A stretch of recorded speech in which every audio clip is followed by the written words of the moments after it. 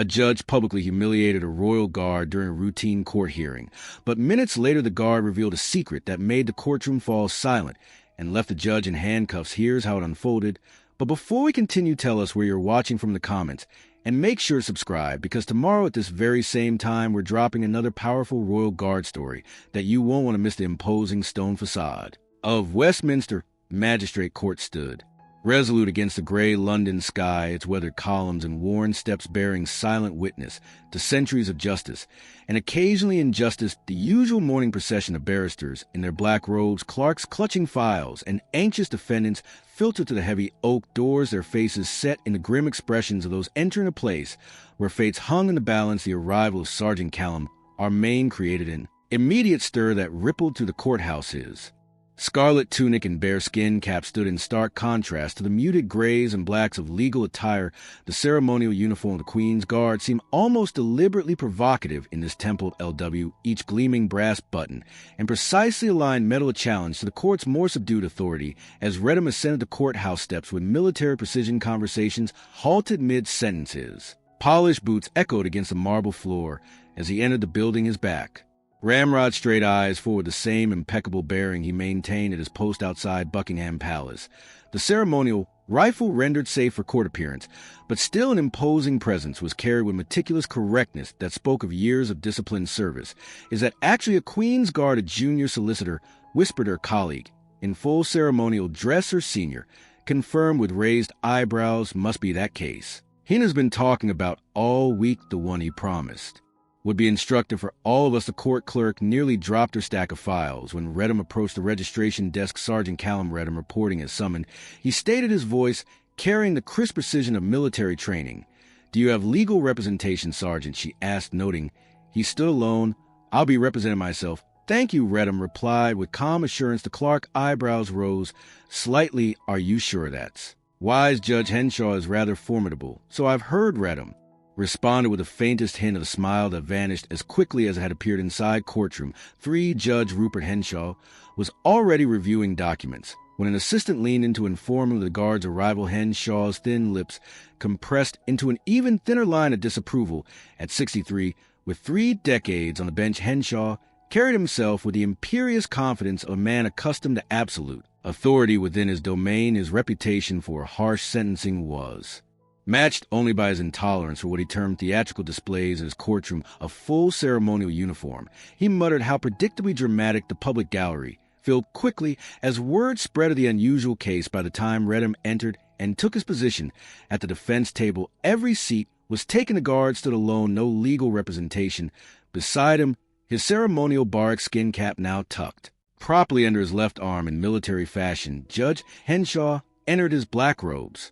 Billowing behind him, "All rise," called the bailiff, and the assembled crowd stood as one. Henshaw took his seat at the bench, his cold gaze immediately finding and fixing on the scarlet uniformed figure before him. Court is now in session, he announced, his voice carrying the practiced authority of decades. On the bench, the Crown versus Sergeant Callum Redham. Sergeant Redham. Judge Henshaw began peering down through half-moon spectacles with poorly disguised disdain. You stand accused of assault against a civilian while on ceremonial duty at Buckingham Palace. How do you plead not guilty, Your Honor? Redham replied, his voice clear and steady. Henshaw's eyebrows rose slightly. You understand the seriousness of these charges.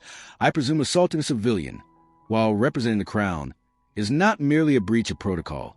It's a criminal offense carrying significant penalties. Before Redham could respond, the judge continued, I see you've elected to appear without legal counsel. Given the gravity of the situation, I strongly advise you to reconsider. I will represent myself, Your Honor. Redham stated firmly. Very well, it's your right to do so, though I caution you that it may not be in your best interest. Henshaw shuffled his papers, a theatrical movement designed to establish dominance through familiarity with procedure.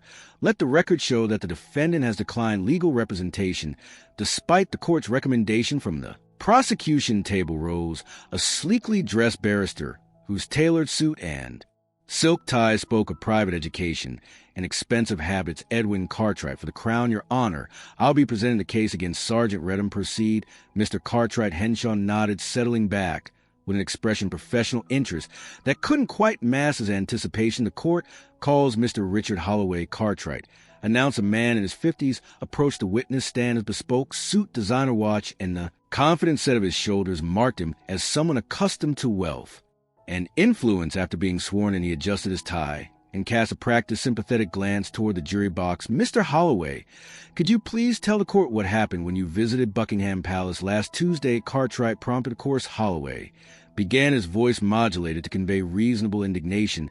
"I was there as a tourist, simply enjoying a visit to one of our nation's treasures. I want a photograph with one of the guards. Nothing improper, just a standard tourist photo." He paused, his expression darkening with remembered outrage. "When I approached Sergeant Redham, maintaining a respectful distance, I was shocked when he suddenly shouted at me and physically struck my arm away. It was completely unprovoked and aggressive and humiliating assault in front of dozens of witnesses."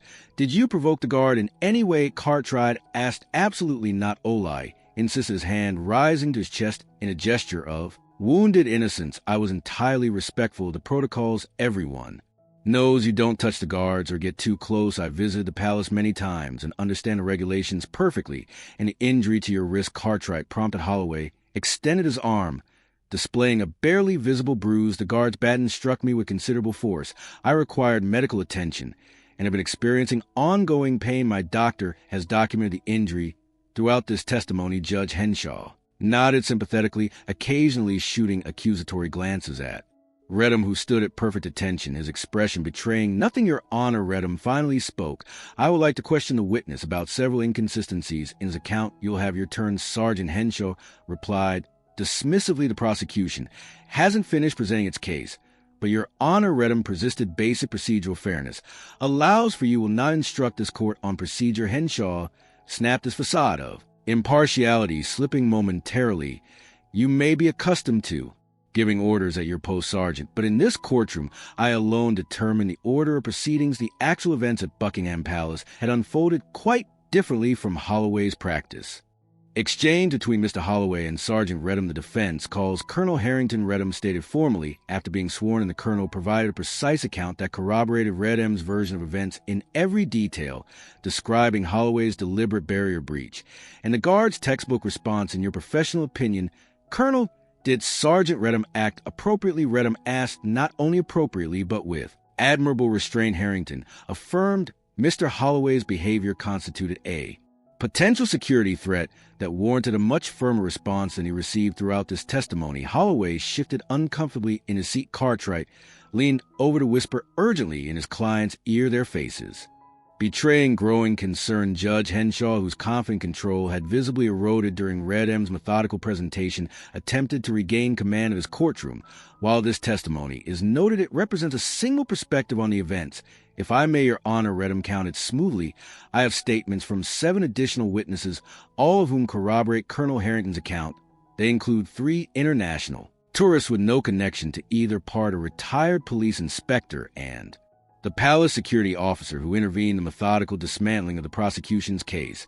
Continued as Redham called witness after witness, each account further eroding Holloway's version of events with each testimony. Judge Henshaw's expression darkened his earlier judicial confidence, giving way to barely concealed alarm. "I would now like to address the medical evidence presented by the prosecution," Redham continued, his command of the courtroom now complete. The initial curiosity about the guard in ceremonial uniform had transformed into rapt attention as the gallery witnessed his unexpected legal prowess. "Mr. Holloway claims to have sustained an injury requiring medical attention. The prosecution has submitted a medical report from Dr. Alan Mercer documenting a contusion to Mr. Holloway's right wrist." Redham lifted the report with 2 fingers, as if reluctant to touch it. "I find several aspects of this report troubling." Judge Henshaw shifted in his seat. "The medical evidence has already been accepted by this court, Sergeant." "Yes, Your Honor, and I'm not challenging its acceptance, merely its authenticity," Redham replied. "I've taken the liberty of contacting St. Thomas's Hospital, where Dr. Mercer allegedly practices. They have no record of physician by that name ever having been employed there." A gasp rippled through the courtroom. Holloway's face had gone pale, while Cartwright began frantically shuffling through his papers. Furthermore, Redham continued relentlessly. "The registration number on the medical letterhead corresponds to a physician whose license was revoked 3 years ago for falsifying medical documents and insurance cases. A rather unfortunate coincidence, wouldn't you agree?" Redham now turned to face Hollow directly. "Mr. Holloway, were you aware that submitting falsified medical evidence to a court constitutes perjury punishable by up to 7 years imprisonment, I object, Cartwright shouted. Jumping to his feet, defense is badgering the witness. Sustained, Judge Henshaw. Declared quickly, Sergeant Redham. You will direct your questions through the court. Of course, Your Honor, my apologies. Redham responded with military courtesy that did nothing to mask the devastating effect of his revelation. With the court's permission, I would like to play the security footage now. After a moment's hesitation, Henshaw nodded curtly as the footage began playing on the courtroom's evidence screen. It showed precisely what Redham and the witnesses had described Holloway deliberately crossing the barrier despite warnings, approaching Redham with clear intent to make physical contact. The guard's appropriate warning, and the standard deaf ensign maneuver that created space without causing injury. Even more damning, the footage continued to show Holloway after the incident gesturing animatedly to his companions, flexing his supposedly injured wrist without any sign of pain or impairment, and explicitly stating his plan to make that guard pay through his connection to Rurt. The courtroom fell silent as the implications of his statement registered. All eyes turned to Judge Rupert Henshaw, whose face had drained of color. Your Honor, Redham said into the silence, I find it concerning that Mr. Olai referred to you by your first name and indicated a pre-existing relationship. Are you personally acquainted with the complainant? In this case, this line of questioning is inappropriate. Henshaw snapped, but his authoritative tone had abandoned him, leaving only a defensive edge. My personal acquaintances are irrelevant to these proceedings. With respect, Your Honor, judicial ethics require disclosure of any relationship that might constitute a conflict of interest. Redham counted the Code of Judicial Conduct, Section 3. 1 specifically requires recusal in cases involving friends, associates, or those with whom a judge has financial entanglements. From the back of the courtroom, the door opened to admit a court officer who approached the bench and handed Henshaw a note. The judge read it, his expression shifting from concern to barely concealed alarm. Redham pressed his advantage. Your Honor, I've also submitted to court administrator bank records showing a transfer of £50,000 from Holloway Industries to an offshore account registered to Henshaw, consulting 3 days after the Palace incident and 2 days before charges were filed against me. The courtroom erupted in shocked murmurs. Judge Henshaw's gavel came down with force. Order. I will have order in my court. Additionally, Redham continued once the noise subsided. Phone records indicate 17 calls between your personal mobile number and Mr. Holloway. Mr. Holloway's in the week preceding this hearing. He turned to address the now thunderstruck gallery. One might reasonably wonder why a judge and complainant in a case would need to speak so frequently before hearing these outrageous accusations. Henshaw began, but Redham cut him off with precision. Are not accusations, Your Honor, but documented facts submitted to the Judicial Conduct Investigations Office early this morning. Their representatives should be arriving momentarily to observe these proceedings. As if on cue, two severe-looking individuals in formal attire entered the courtroom, taking seats in the front row. Their presence seemed to physically deflate Henshaw, whose hands could now be seen trembling slightly as he gripped the edge of the bench. In Regina v. Thompson, 2012, the appeals court established that evidence of judicial impropriety, when presented during active proceedings, requires immediate consideration. Redmayne stated with the confidence of a seasoned barrister, citing precedent. I therefore move for dismissal of all charges on grounds of judicial misconduct and corruption of process. Before the court rules on my motion, Redham continued, I believe it's in the interest of justice to fully understand the extent of the corruption that has undermined these proceedings. He moved the evidence table, retrieving a slim folder. Through legally obtained financial records, I have documented a pattern of payments from Holloway Industries to various entities controlled by Judge Henshaw over the past 3 years, totaling approximately $200,000. Judge Henshaw's face had gone from pale to ashen. These allegations are fully substantiated, Redham interrupted, uncharacteristically firm. The banking records have been authenticated by financial forensics experts and submitted to the Judicial Conduct Investigations Office. He gestured toward the stern-faced observers in the front row. That an official investigation into Judge Henshaw's conduct has been opened. Henshaw believe their presence here today indicates the seriousness with which these matters are being taken. From the gallery, a distinguished woman in her 50s stood. Your Honor, I am Margaret Sinclair, Deputy Chief of the Judicial Conduct Investigations Office.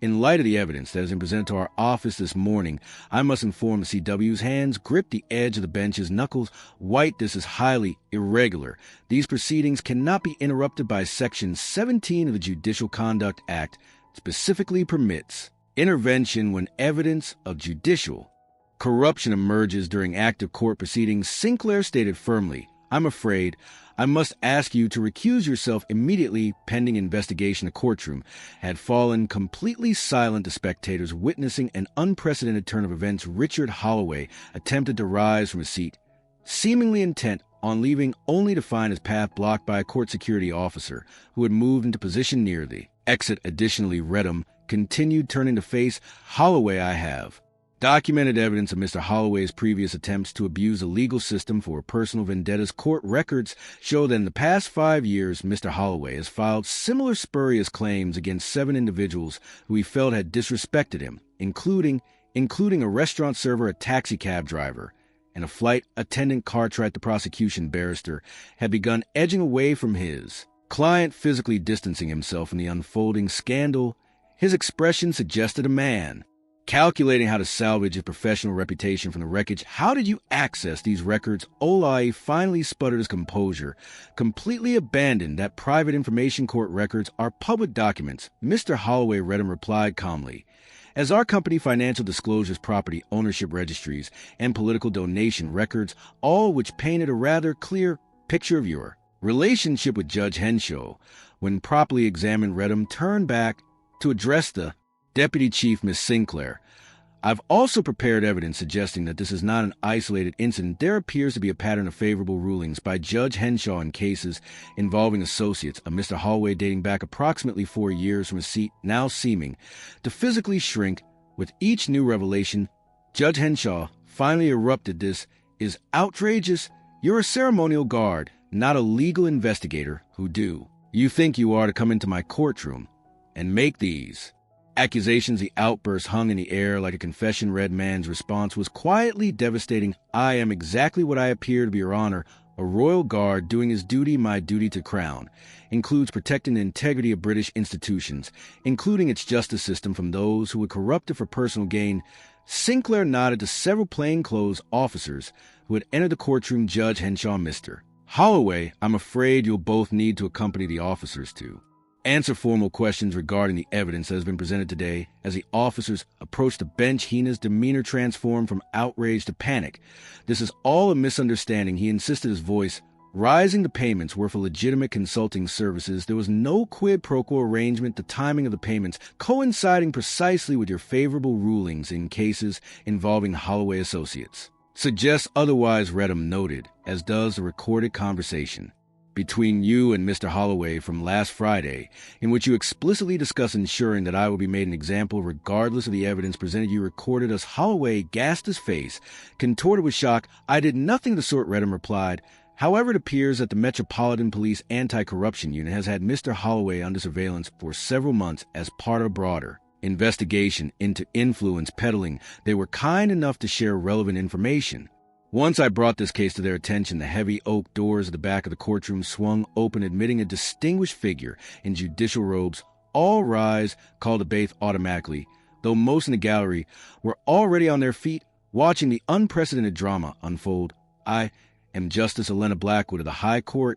The newcomer announced, her voice carrying the quiet authority of someone unaccustomed to being questioned. "I have been apprised of the situation and will be taking over these proceedings effective immediately." She approached the bench, where Henshaw still sat frozen between defiance and despair. "Judge Henshaw, you are relieved of your duties. Pending full investigation, please surrender your judicial credentials to the clerk before leaving with the officers." 2 court security officers now stood on either side of Henshaw, their presence making clear that compliance was not optional. With trembling hands, Henshaw removed the credentials and placed them on the bench before standing to allow himself to be escorted from the courtroom. At the complainant table, Holloway was experiencing a similar reversal of fortune as plainclothes officers secured his wrists with handcuffs. "This is a mistake," he protested, his earlier confidence entirely evaporated. "I have political connection tie-in. As this won't stand, Mr. Holloway." Justice Blackwood addressed him directly. "You are being detained on suspicion of attempting to pervert the course of justice, witness intimidation, presenting falsified evidence, and judicial bribery. Each of these offenses carries a substantial prison sentence. I suggest you exercise your right to remain silent until proper legal representation can be arranged." As Holloway was LED away, still protesting, Justice Blackwood turned her attention to Sergeant Redham, who had maintained his perfect military bearing throughout the dramatic turn of events. Sergeant, on behalf of the justice system, I extend a formal apology for the ordeal you have been subjected to. The charges against you are dismissed with prejudice, and a notation will be made in the official record that they were brought under corrupt circumstances. Thank you, Your Honor, Red M replied with a respectful nod. I must. Justice Blackwood continued, a hint of admiration creeping into her professional demeanor. Your handling of the situation has been a remarkable one. Might almost suspect you have some background in law.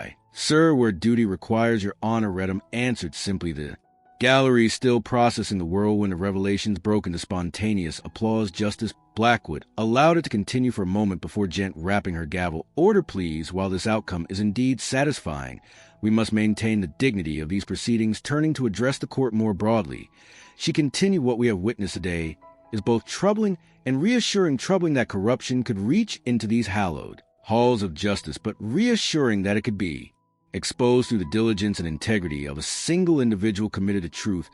She made a notation in the case file before her. Let the record show that all charges against Sergeant Callum Redham are dismissed. Furthermore, I am ordering an immediate review of all cases presided over by Judge Henshaw involving any associates of Mr. Mr. Holloway, to ensure that no other miscarriages of justice have occurred. From the front row, Margaret Sinclair of the Judicial Conduct Investigations Office nodded in agreement. That process has already begun, Your Honor. Preliminary review suggests at least 17 cases that warrant immediate scrutiny. With a final rap of the gavel, she declared these proceedings are concluded. Court is adjourned. What would you do if faced with corruption and false accusations? Sergeant Redman's story reminds us that sometimes justice requires more than just following procedures. It demands a courage to stand against those who abuse their authority, even when they seem untouchable. Have you ever witnessed someone abuse their position of power? How did you respond?